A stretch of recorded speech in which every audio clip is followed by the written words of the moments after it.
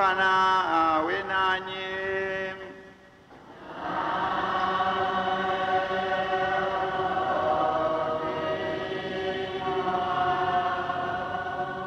Mungu aliyependa kuwajalia mema ya ukombozi na kuwafanyia wana wa ufufuko wa mwanae wa pekee, awajalie mfurahie kwa pamoja baraka yake.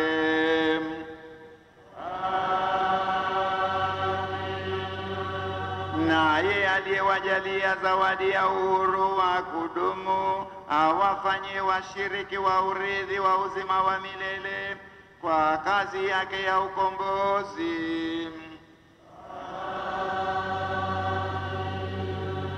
Nanyi mliofufuka katika ubatizo kwa njia ya imani, mstahili kuunganishwa naye katika makao ya mbinguni kwa kuishi kiadilifu hapa duniani. Na baraka yake Mungu Mwenyezi, Baba na Mwana na Roho Mtakatifu iwashukie na kukaa nanyi daima.